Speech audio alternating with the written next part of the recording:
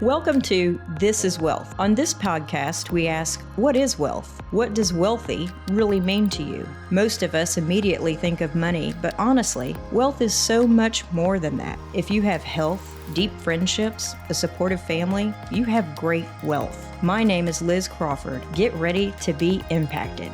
Today, I'm joined by Teri Grubb, a longtime friend and professional in the investment field. When Teri and I entered the industry in the mid-1990s, women professionals were rare. I'm proud to say we both climbed our way to the C-suite positions in a male-dominated industry. The journey to the C-suite can be circuitous, a route that is sometimes frustrating, humorous, and incredibly rewarding. Teri's journey is no exception, but as with any worthy goal, persistence pays off. I'm excited to share Teri is Sendero Wealth Management's new Chief Operating Officer, which is a dream come true for both Teri and myself, as we have talked about working together again for over 20 years. Join me in welcoming a phenomenal role model and guest to the program. Teri, as I referred in the introduction, we began working and met each other in the mid-90s. And at the time, we worked for a firm that had 3 women in leadership, which turns out that was a rather progressive firm for the time. Absolutely. Our head of business development, our head trader, and our CFO were all women. And how long was it until you saw that happen again in your career? Quite a few years. Many years. So it's funny. I love that we have maintained a relationship for all of these years and that we have been a shoulder to cry on, a back to pat over the years for accomplishments, celebrating those together, and really just cheering each other on as our careers continued. And I have always thought of these conversations as kind of putting your big girl pants on and being able to put things in perspective and move forward. That's the truth. So for our audience, would you tell me about some of your experiences in the first part of your career as a woman in this industry? Sure. So first, Liz, just thank you for allowing me this opportunity to be part of Sendero. And just as you said, we've been friends for years. We've been each other's biggest fans. And it's truly a privilege for me to be part of this and be a partner to you, if you will, as we go forward. It's just as exciting for me. Thank you. I'm thrilled. You know, it's funny. I think about early on in my career and, you know, really how far I've come. But my first experience, right, walking into this investment advisory firm, fresh out of school, ready to rock and roll. I remember going to, it was either Dillard's or Macy's, to buy my first pantsuit. I was really excited about this. It was powerful. I was going to go in there. I was going to crush this interview, and had a great time. And walked out of the room. And I remember being escorted out by the office manager, who was a woman, and she, you look great. But hey, we only allow skirts and pantyhose here. And I remember being just horrified. Yes. Because I had gone and bought this fabulous wardrobe, and now I was going to have to start all over, should I be offered this position? So it started there, where I really learned pretty quick that I was going to have to adjust a little bit. A woman has a role? Yeah, exactly. It's terrifying. And it's with a skirt that goes below your knees, pantyhose, and closed-toed shoes in South Texas. Yeah, in the summer. Yes. Exactly. It sounds thrilling. But I also think, I've had some really unique opportunities, some really fun experiences, some horrifying experiences as well in my career. Flash forward a few years, and there was another firm that I was working with who, if you could ever give the definition of a male-dominated firm, this was it. I remember one of my first days rolling up into the San Antonio office. I was living in California at the time, so I was visiting San Antonio. And here I come. I'm Teri Grubb. I can do this. Roll up in the parking lot, and there's a gentleman on the front porch, shirtless, roasting a pig. I cannot make this up. And a cigarette. There was also a cigarette. In the pig's mouth or the man's mouth? It was his. And I remember just sitting in my car thinking for a minute, this cannot be. I'm not in the right place. This is not my job. This is not happening. Nope. You walk, I walked through, got past that experience, and got a lot of hooting and hollering from the men when I walk into the room. Oh, yeah. All those things, right, that we've experienced at some point in our career became very realistic for me. I've always heard the stories, but this was the first time I was experiencing it. Same firm, flash forward maybe 6 months. I was a little bit in an office down the hill. and heard some rumbling in my ceiling. And I reported this to the facilities manager, to my manager, who was, one of the senior guys there, and said, hey, look, something's going on in my ceiling. There's a problem here. No, you're going to be fine. This is, Texas, blah, blah, blah. Maybe 2 weeks later, I cannot make this up, a giant raccoon fell through the ceiling tiles onto my desk. And mind you, I'm sitting kind of like this, where I'm in a corner and the door's that way. In between you and the door is a giant raccoon. Raccoon who had babies up in the ceiling. Oh, no. So, I'm screaming, right, for help. There's no help. The guys are all up the hill. I'm down the hill by myself. Lo and behold, I go and I get through that situation. I go and I talk to the guys and said, hey, this just happened. We've got to deal with this. This little raccoon went back up into her nest. Turns out they were taking bets. They knew that there was a raccoon infestation. Yeah. No. They were taking bets to see when it would fall, how soon it would fall, and where it would land, and if I would be there or not. And what you would do when it did exactly, fall. Yeah. And I mean, what do you do other than pray and run, like duck and run? Seriously. It was awful. It was awful. But, I've also had the opportunity in those jobs, while interesting experiences, I also met some incredible women like you. I also met some incredible men who are friends today, the people that still lift me up and support me. And I think I do the same for them. But it's been an adventure. No doubt. I should write a book. That wasn't in the job description? No, that was not there. None. Roasting pig on front porch? No, God. No. And I have to share that same guy. He would often work at his desk in a giant letter chair, shirtless. So nice. It was a trend. It was a thing. So could you hear the? Oh yes, you could. The back peeling from the chair. Yeah, it was real. It's disgusting. Hope he's doing well wherever he is. Do you have any processes in place for people working with shirts on now? Yeah, that's a requirement. Definitely a requirement. So when do you feel you experienced the change from being the woman in the room to really being seen as a true peer and leader? Yeah, that's a good question. I think I was fortunate that it did happen early in my career. Actually, one of the first jobs I held in the investment advisory business, I remember I ran the trading desk. And I remember going in to talk to the chief investment officer about a stock that we were trading. And, I was still, I think I would define myself as green and trying to figure things out. And the conversation was always him telling me, right, giving me orders or telling me what he thought or how a stock was behaving, which was education for me. But I remember in this one moment that he asked me, well, what do you think? What are the fundamentals showing you? Changed the conversation. Totally changed the conversation. And I think it was that moment that I forever going forward realized that I wasn't just a woman, in the room. I was a woman who had a seat at the table. I had a voice in the process, but I needed to speak up more. Mm-hmm. I needed to offer my opinion. And that's really what I focused on going forward, just being brave with my own voice and speaking up and saying, you know what, I do know some things. Maybe what I have to contribute matters. Right. So that was a big pivotal moment for me. I think the other big piece was when I went to work for a woman-owned and operated firm. That was pivotal. That was a big change because this was woman-dominated. We worked harder than ever, but I was going to say she was a real trailblazer. She was. In our local community for sure. But all throughout your career, you worked harder, Absolutely. Longer hours for the same recognition as the guy next to you. She had to do that too. She did. And she did it up until the day that she passed away.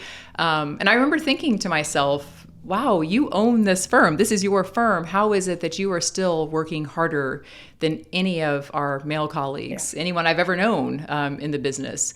I don't think she ever slowed down. And that was certainly the same for me. It was 7 days a week. We had a standing Sunday call, all of it. I know. I remember talking to you over those years and just there were no boundaries. No, there wasn't.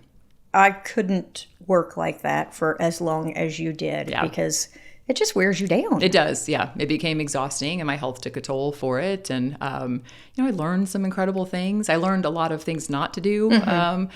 I had deep respect for her, by all means, but it was tough. And I just remember thinking, gosh, it really shouldn't have to be this way. It shouldn't have to be this way. There's a better way to do things. Exactly. Yeah. And probably still get the same outcome, but for sure. Have a better quality of life. Yeah. Amen. So this is going to kind of go back to when the CIO asked you what you thought. Yep. I mean, that's major career advice for somebody. Absolutely. There's going to come that moment where somebody asks you the question you're asking, Yep. and how are you going to answer? Yep. And when you find that you're confident in your answer, that you do have the facts, Sure. that's a game changer. That's right. And it does change your way of It thinking does. and how you view things. Yep. I think as women, when we, as early as we can, when we learn how to use our voice and be comfortable with our voice and be comfortable with that sometimes we're going to be wrong and that's okay. I think that's where the magic happens. That's where our confidence really grows and we earn respect. Yes. It shouldn't have to be that hard, unfortunately, but it is, in this industry for sure. Use your voice. It matters. I like to think I watch our employees, and for a while we had a very even split, 50-50. Sure. And I like to watch them to see how they got along, what they heard, what they said. And I know very much when you and I were growing up in the industry, you literally did work twice as hard, twice as long for the same amount of recognition. That's right. And I'm very happy to say that, at least from what I have viewed over the last, 10 years, I don't think my employees see anything different between man or woman. They just see a peer. That's and right. to me, that's huge. Yep, that's huge. wonderful. That's what we should be working towards, right? That's what it's all about. Right. That's incredible. No, it makes me very happy to see that. And makes me very happy to be part of it now. Yeah. That's wonderful. What do you wish you knew back then, earlier in your career, that you know now, besides men should wear shirts? Yeah. Gosh, yes, men should wear shirts, especially in the work environment. A couple things really. I've thought a lot about this because I've been asked this question before. But I think the biggest thing that I wish I had known then that I've learned is being comfortable with saying no. Oh, yes. That there's so much good that can come from saying no. And I think I was, and I still am, hard charging, wanting to prove that I deserved to be where I was, that I could do all of this, right? And I never said no. There was so many years of my life that I said yes to everything. Right. And I found myself in this position where I was just completely exhausted. Yep. I had nothing else to give. And I really started questioning, what is all of this for? What is the purpose? So when I got comfortable in my career with saying no, and I realized that there was no consequence for that, right? Other than maybe some sleep, I learned a lot. I really realized that maybe I should have been doing this sooner. I also think that when I think back on my career and things that I know now that I didn't really recognize then, slowing down just a little bit and enjoying each of the moments. I had so many milestones in my career, and for me, I was very fortunate they happened pretty quick and early on in my career. I didn't ever stop to just celebrate that and celebrate where I was and appreciate where I was. I was always focused on the next thing. Right. And I think it's really important that we as women and all of us, just as human beings, that we stop to appreciate where we are in the moment and celebrate it. I always think back to COVID, and the plus to me going through that crazy time was we were all forced to stop. That's right. And slow down. Yep, that's exactly right. I think everybody stepped off the little hamster wheel and went, whoa. Yeah. That was going really fast. I can breathe now. Yes. Yeah. Hey, family. Yes. Hey, do I know you? Yes. And yet it didn't take us much to get that wheel spinning again. Amen. Yep. And it gets quick, Yeah, so fast. It's easy. That's right. Yep. It's really easy. And work will take as much from you as you allow it. Yep. But where do you draw the boundaries? Yeah, that's true. That's my next question. Yeah. How have you been able to balance work, community, because you're very involved in the community, and your home life? So balance, that's a funny word. Yeah. It's like a seesaw, a teeter-totter. That's something else I've thought a lot about too. And I've done some mentoring with young girls, and I've caught myself saying that to these younger women at times. I truly believe that balance is different for everyone. Mm-hmm. It looks different for everyone. And I also believe that balance is different depending on the phase of life that you're in. So some of the advice that I've given just based on the things that I've learned is, going back to being comfortable with saying no, right? You've got to set different priorities. But I think the biggest thing that I've said to women, and I've certainly said to myself, is we as women, we can absolutely have it all. Right. But we need to get comfortable with the fact that sometimes we just can't have it all at the same time. Right. There are going to be phases of life where we're going to be crushing it and we're going to have everything. But then, you're going to get blindsided on some random Tuesday with a sick child, or your job's going to change, or whatever that might be. And your priorities kind of reset, they shift. And be comfortable with that. Yeah. It's okay. Be comfortable with saying no. Be comfortable with resetting your priorities depending on that phase of life that you're in, and find the balance that works for you. I've my whole career I've been accused of doing too much. Right? You're crazy hours, too much. But I'm one of those strange people that really thrives in that high pressure, high stress kind of situations. And I think stress sometimes is a positive thing for me. Not always, but it's a motivator for me. But as I've gotten older and I've taken on more responsibilities and children and husband and all this kind of good stuff, I've realized I can't do all this at the same time. Like, It's okay to take a step back.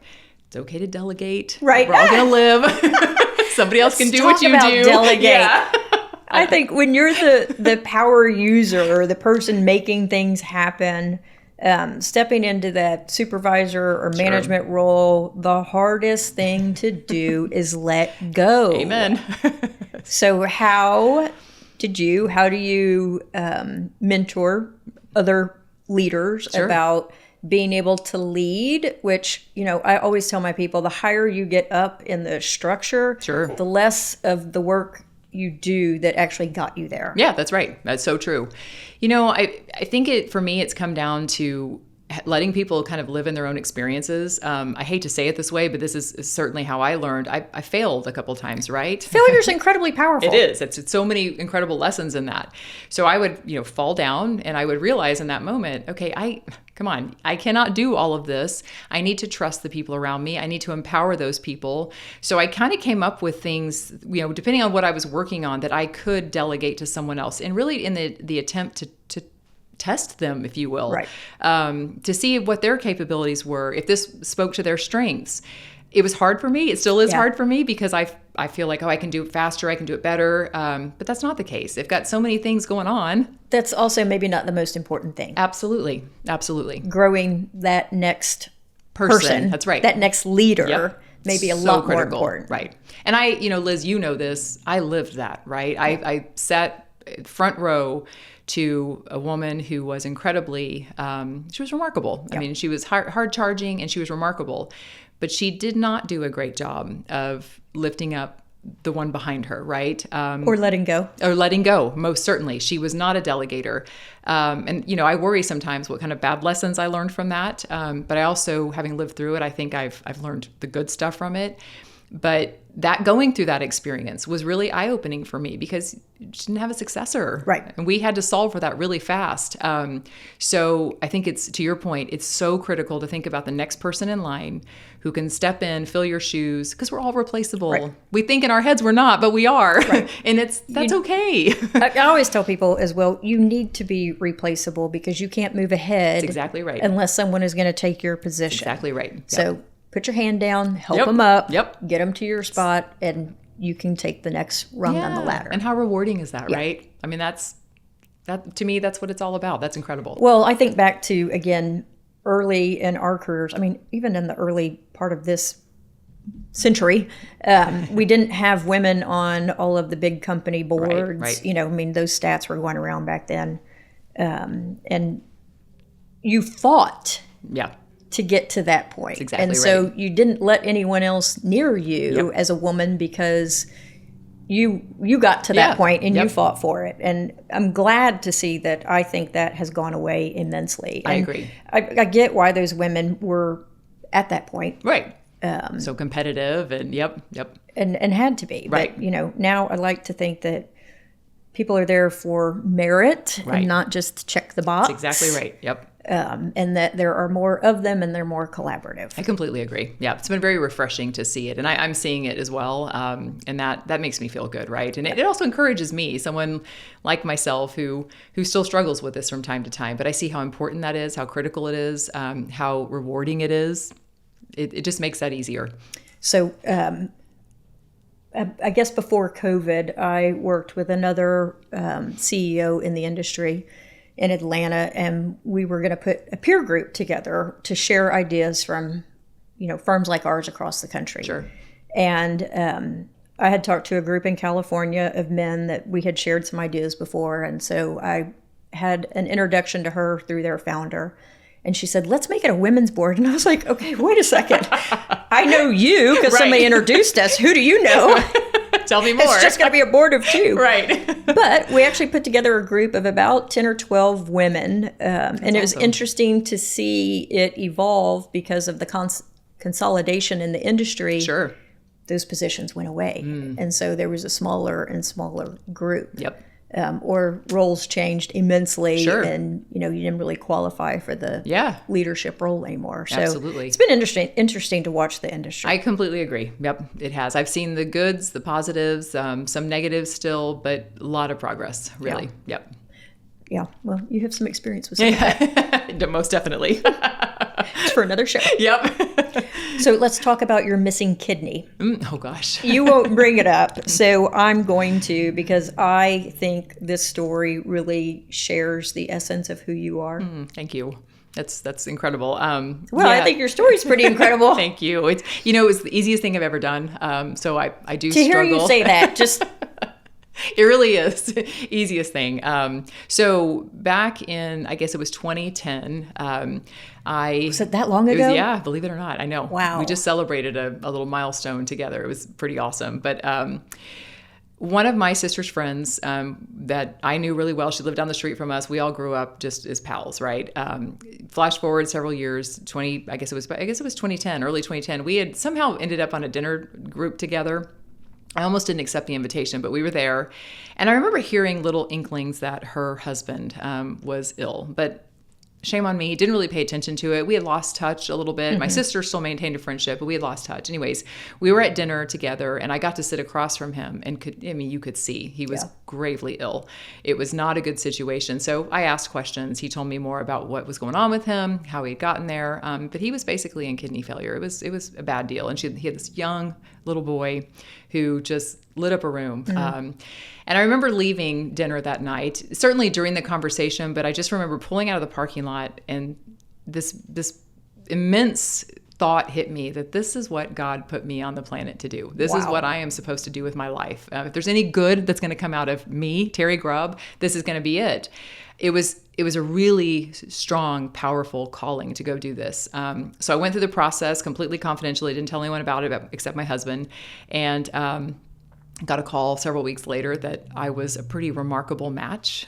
He had, I don't remember what the number was, but it was a really high number of people who had come in and tried to type for him, and they just weren't matches. So he had kind of resigned himself to the fact that maybe he just wasn't going to beat this, and was trying to enjoy, this last time that he had here with us.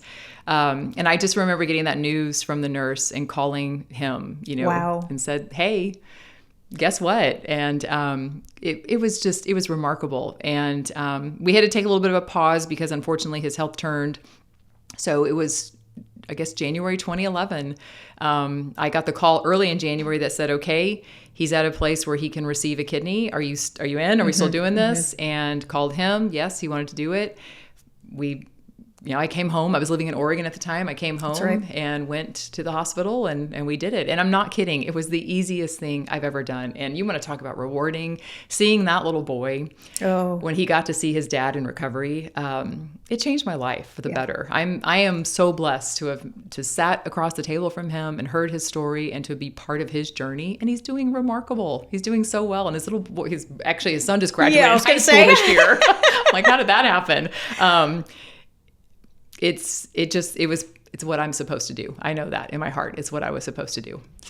So in one of our previous episodes, Allison Canavan, She's she amazing. had this question about what would love do. And ever since she and I talked about that, it has changed how I view so many things. Sure. And what you just described is what would love do. That's exactly right. Yep. It's transformational. It is. I mean, it really changes the way you view everything. Truly is. Yep. And, you know, her comment was, it's probably pretty much the opposite of what we would do. Yeah. Because you would be thinking of self. Self, right. How am I going to move forward? How am I going to move on? And, oh my gosh, this would hinder me. This would set me back. And yet you're giving the gift of life, literally, to someone else and allowing that family to spend time to blossom together, to live in love. I mean, it has truly transformed the way I think about things. But like I said, I think this story is just the essence of who you are. You're thank you. A giver in so many ways, expecting 100%. Nothing back. That's right. That's right. And her, to your point, Liz, her story resonated with me as well. That whole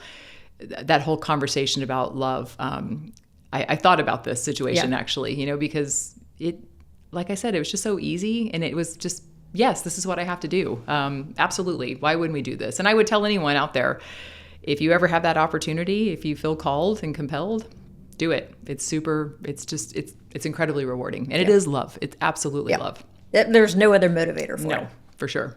Yeah. Thank you for asking me that, though. It's one of those things that I never talk about. It's just second nature. I believe I wrote a recommendation letter for That's right. some award. Yes. And I was like, let me tell you something about Teri you don't know. I was so grateful for. They're like, just what? tell everybody everything about you. Never do. So when you think about your next 5 years, what is important to you? What do you want to accomplish? What would you consider a successful 5 years to look like? Well, I've just started a new job. Yes. And I'm hoping, the next 5 years is a little bit of continuation, right, of where I'm able to be part of something wonderful, be part of this story. But, I'm in my 50s now. I am starting to think about, so for so many years, so much of my identity has been wrapped up in what I do from a profession, right? And I would like to think that as I phase out into the sunset someday, that maybe my life meant something more than just work. So I've been thinking a lot about, hobbies and interests, how I can give back more to the community. I love working with young people and mentoring them, especially young girls.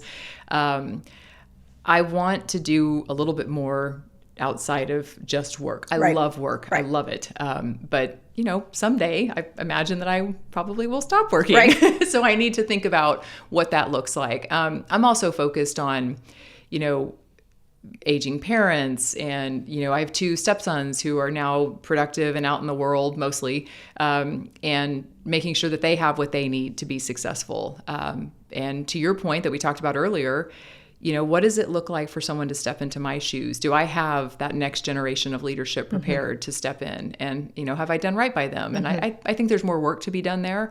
So I'm looking forward to that, just cultivating individuals. But really, I want to focus on what maybe my next act looks like when I think about retirement, which is, 100 years from now. But you bring up a point that I think is really important. It's something we talk about. Retirement takes planning. For sure. Yep. And not just financial planning, but really purpose planning. That's exactly right. What am I going to be doing? How am I going to be fulfilled?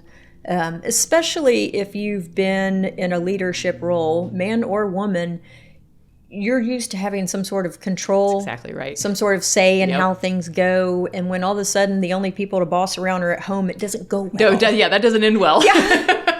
That goes nowhere fast. I get told all the time by my husband, quit CEOing. Yes. I'm like, sorry. It's in my DNA. Yeah, I can't help it. I do it all day. And I get for the love of God, stop making lists. Please stop list making. I can't help it. No, I can't either. How will I function? But to your point, that's exactly right. It does take planning. You know this. How many of these individuals that we've worked alongside who are older than us, who are now entering that phase of retirement, who we're having conversations with, and they're saying things like, I can't retire. I can't sit still. I don't know what I'm going to do. I don't want to be in that seat to say, I don't know what I want to do, what I'm going to do. I want to be able to sit there and say, you know what, I have a plan, and here's what I'm stepping into next. Yes. Just for it to feel just as natural and seamless as it did stepping into this.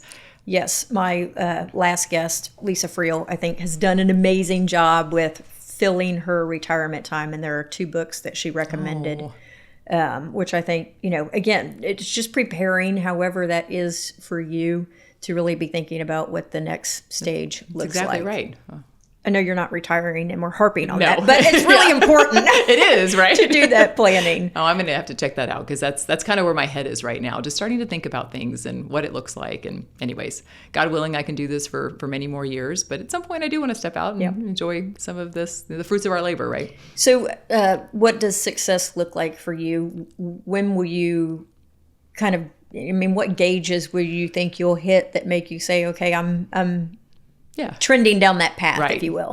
That's a good question. I mean, my husband and I talk a lot about the financial goals, right? We need to make sure that we've got things set up so that we aren't ever stressed about money when we do decide to retire. That piece of mentoring the next generation, I still feel like there's a lot of work to be done there and things that I want to do. Great fruits to be had from it. Absolutely. So, I don't know that I know exactly what that looks like just yet, but I have ideas in my head where I'm a planner, right? I'm a list maker. I'm a planner.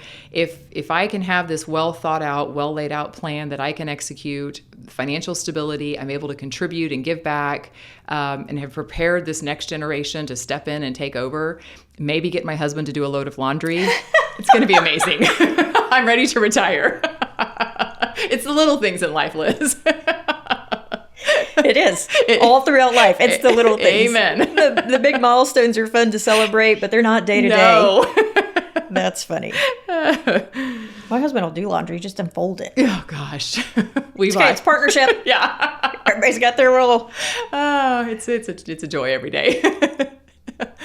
And if not, you make it a joy. That's right. Yeah. What advice do you have for women who are maybe frustrated about not receiving the recognition that they deserve in their careers? Speak up, right? Just as we talked about early in this podcast, you have to find your voice. You have to be comfortable with your voice. But I would also say, and my two stepsons have heard me say this a million times, focus on the things that you can control.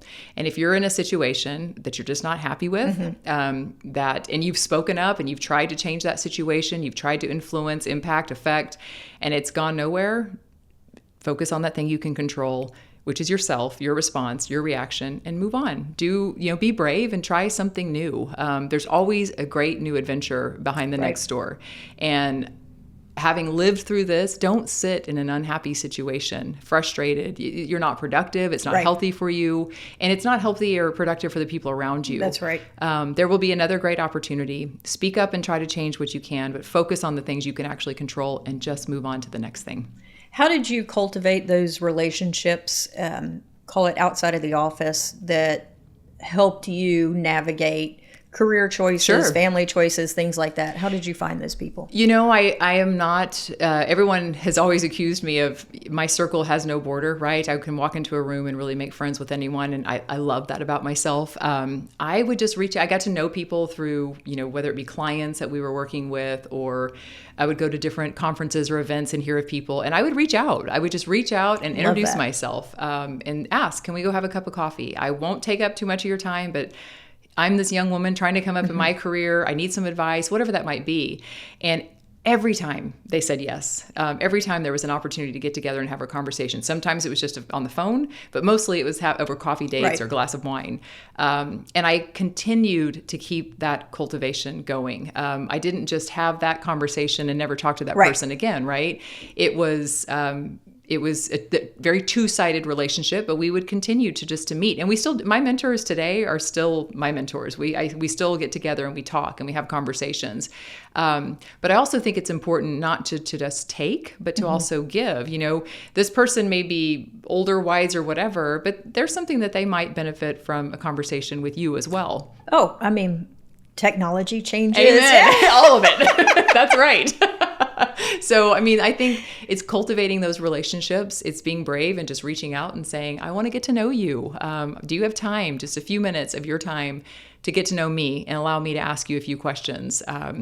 And that's been one of the most, rewarding aspects of my career. These phenomenal people that I have met and made friends with, and been able to pick up the phone in a moment of crisis or in a moment of celebration to say, hey, can we talk? I love it. It's hugely rewarding to be able to build those over time. But I think there's a study that even shows people will help someone they don't know. That's right. Because it's super easy to do. Yep. And people want to help one another often. Yep. And so to do nature. Something that's a cup of coffee is so easy. Yeah, absolutely. And so don't be afraid to make that ask, and have confidence in yourself that you are worth the coffee, That's the right. conversation. Exactly right. Yep. It may not happen in the time frame that you want it to, because people may be busy, but it will happen. It will happen. You're right. And that invitation to come back and visit again is the beginning of a great relationship. That's right. Yeah. I mean, I always think about it. Had I not asked, I missed out on something amazing. Right. The worst you're going to get is no. And I never did. I was very grateful and very, very fortunate, but everyone took the invitation. And to your point, not always on my timeline, but we did it. We had this fabulous conversation. Now we're, friendship. You're a great example of that. I mean, just someone who I consider a friend for life. Right. It made all the difference in my career, certainly in my journey. Yeah. What, is there anything you want people to know about you that we haven't covered? You know this about me, Liz. I'm a very open, transparent, silly to a fault person. Pretty easygoing. I love being around people. So I always think back to when you used to scare your husband by jumping out, and we were all like, Teri, why would you do that? It's still a thing in my life. I've even trained we have the Alexa device where I can control the lights in the house, and you just gotta have fun. I think at the core of who I am is I still feel like I'm 18 years old, just having fun. I know how to get things done. I'm incredibly hard charging and driven, but I laugh a lot. I love to just be a happy person. Life's too short to not be. Yeah, it is. I think you touched on that a bit, but when you're not happy, life isn't near as much fun for you or the people around you. That's right. Yep. And you can always see when somebody's not happy at work. Yep. And, from a leadership standpoint, that's your last cue to go and talk to them and to figure it out. That's and if you're that person that's not happy, go talk to somebody, because you can't make change if you don't know about it. And that's your responsibility as an employee to share. That's exactly right. Yep. Life, you said it, life's too short. And I truly believe it takes far more energy to be an unhappy person. Oh, yeah. We are just, inherently happy people. And I celebrate that every day. I've had a good time. It's a better way to live. Exactly. What is it? Frowning takes more muscles than smiling. It's just not good for your complexion. So. Well, I'm excited to have you join me. I think it is truly going to be a fantastic opportunity for both of us, for everybody we work with, and I can't wait to see what the next 5 years bring. Me too. I'm really excited. I'm thrilled. I'm hitting the ground running, and I'm over the moon excited. It's an incredible opportunity. Well, really. I feel the same way. So my final question that I ask everybody is, what is wealth in your eyes? Ooh, that's a tough one. I think back to when, as a young person, as a child, wealth meant money, right? Mm-hmm. It meant money. It meant the ability to buy things, to acquire stuff. But I think as I've grown and evolved, matured, I hope, wealth has become a much more meaningful thing to me. It's not just about money. Yes, financial stability is by all means important. It's critical, right? But I also think that wealth is an opportunity. It's opportunity for financial growth for sure. It's opportunity for self-growth, for self-health. And it's also opportunities for you to be able to do other things. It creates capacity, right, for us to be able to do things for others in our lives, things that enrich our lives. It's not just about the dollar. Right. It's about the experience. And I've really been fortunate in that I've sat with so many people at different stages of wealth in their life, and being able to see at the end of all of that it wasn't about the money. It was never about the money. It's about your ability to give, your ability to create opportunities for others, your ability to have the capacity to do the things that you love and enrich your life and also the people sitting on the other side of the table from you. I agree. I wonder if my view is that way because of growing up in the industry and being around money and wealth and people that were planning on things, or if that's just kind of the natural progression of life is, it's that security foundation that you're looking for. That's the money. Okay, but then you're building on top of that. That pyramid gets taller, and the taller it gets, the more you're doing for others. That's right. Is that the natural evolution of humans, or is that the natural evolution of the niche that we've worked with? Right. I hope it's the natural evolution of humans. Right. It's a good question. I don't know, because like you, this is what I've lived in my whole career. But I hope that it's being human. I really do, because that certainly would make this world a much better place in the end. Yeah. No, I agree. So let me ask you another question. How did the way you grow up, impact how you view money, your job, all of these things? Because, I don't know how much we pay attention to that, but as I say, we pack a suitcase with all of our history and, the things that we know, and we bring it to the train station. We hop on a train and, we may be on the same train, or we may be on a completely different one with, we didn't pack the right luggage. That's right. Yep, that's right. I grew up in a very humble, what you would call blue-collar family. My father was in construction. My mom stayed home mostly. We didn't have a lot, but I don't remember ever wanting for anything. My parents always made sure we had everything we needed and most of what we wanted. Right. It just so blessed, right? But I remember how hard they worked. Right. I remember the struggle. I remember their discussions around money and how a lot of things centered around money and the money they didn't have. And I don't remember when it was, but it was late in high school where I made the decision that, okay, I'm going to go to college. I'm going to get my education, because I could see through others around me that this wealth that we all talked about at that age, right, opened doors. It changed your opportunity.